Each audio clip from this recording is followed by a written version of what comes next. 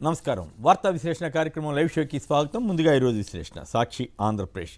అవ్వాతాతలు ఆలోచించండి, చంద్రబాబు అన్ని అబద్ధాలే అని పింఛన్దారులతోటి లబ్ధిదారులతోటి ముఖాముఖిలో ముఖ్యమంత్రి జగన్ అన్న వార్తను సాక్షి ఏపీఎషన్ బ్యానర్గా ఇచ్చింది.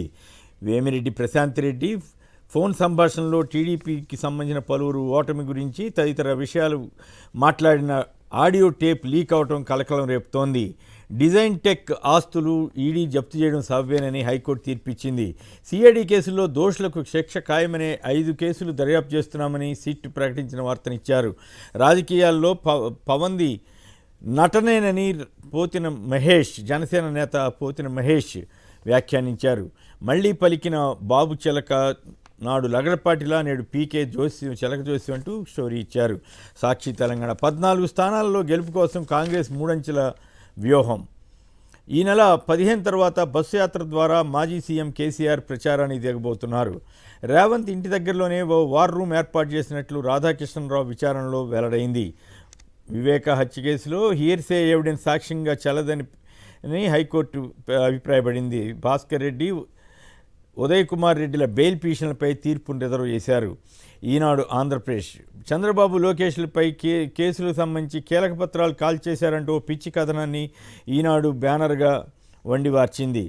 కాళేశ్వరం బ్యారేజీల నిర్వహణపై వివరణ ఇవ్వాలని నీటిపారుదల శాఖ నోటీసులను ఈనాడు తెలంగాణలో బ్యానర్ చేశారు.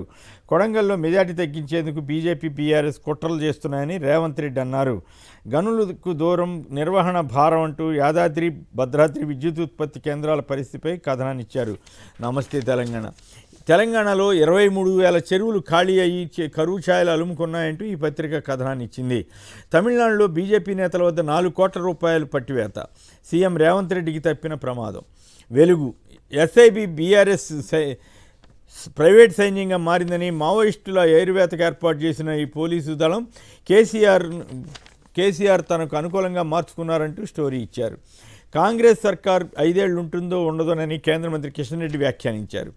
ఆంధ్రప్రభ. వాహ్ జగన్ వ్యూహాల కేంద్రంగా బస్సు యాత్ర అంటూ స్టోరీ ఇచ్చారు. ఆయన ఊసరవెల్లి అంటూ ప్రశాంత్ కిషోర్ అకృత్యాలపై మరో కథనాన్ని ఇచ్చారు. గ్రహణం వీడి వలస నేతల దరిద్రం వదలడంతో బీఆర్ఎస్ నేతల్లో కొత్త జోష్ అంటూ మరో వార్తనిచ్చారు.